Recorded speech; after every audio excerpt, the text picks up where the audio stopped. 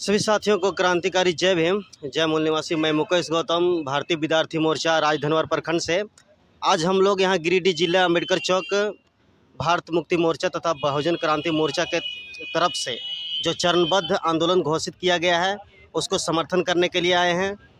मैं बता देना चाहता हूँ कि यह आंदोलन इसलिए करना ज़रूरी पड़ गया है क्योंकि आप लोग को पता होगा, ये तो किसी को बताने की ज़रूरत नहीं है, सोशल मीडिया पर पूरा तरह से लोग जान रहे हैं कि इस देश में जब से आरएसएस संगठन बना है और आरएसएस संगठन बनने के बाद जब से भाजपा सरकार आई है 2014 से लेकर,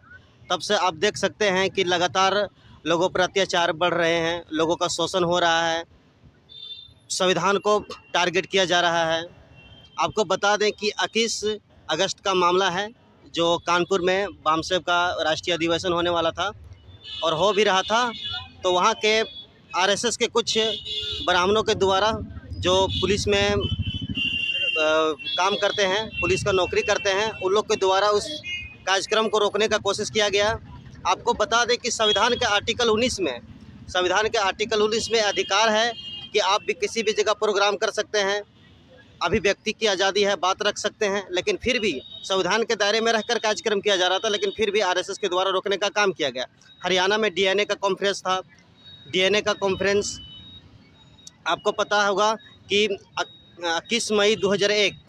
टाइम्स ऑफ इंडिया में एक न्यूज़ छपी थी कि जो SC ST OBC इस देश के जो है और माइनॉरिटी इस देश के मूल निवासी है और जो जनरल कास्ट के लोग हैं वो जो है उसका डीएनए यूरेशिया से मिलता है।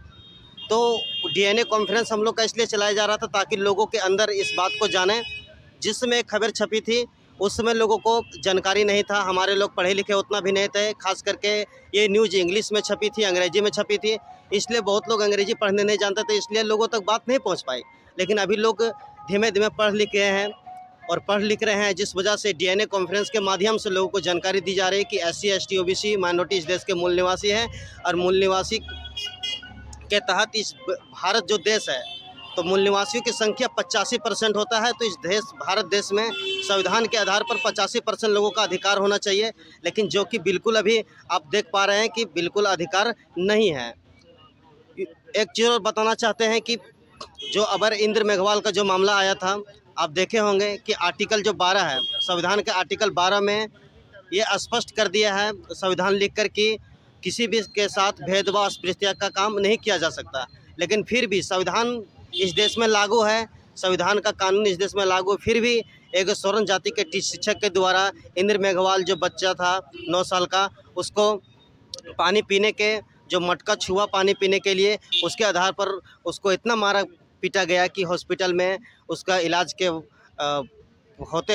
इलाज होते होते उसके मृत्यु हो गया। साथियों, मैं बता देना चाहता हूं कि उक्त जो है जो प्लानिंग है वो देश में जो चल रहा है वो आरएसएस जो है और भाजपा सरकार मिलकर कर रही है और लोगों पर शोषण अत्याचार कर रहे हैं। तो इसलिए हम लोग युक्त जो है कार्यक्रम को, जो चरणबद्ध आंदोलन है उसको कर रहे हैं ताकि हम लोग अपने संविधान को सुरक्षित कर सकें, और जब हम लोग का संविधान सुरक्षित रहेगा तो हम लोग का जो मौलिक अधिकार है वो भी सुरक्षित रहेगा और हमारे देश के लोग सुरक्षित रहेंगे।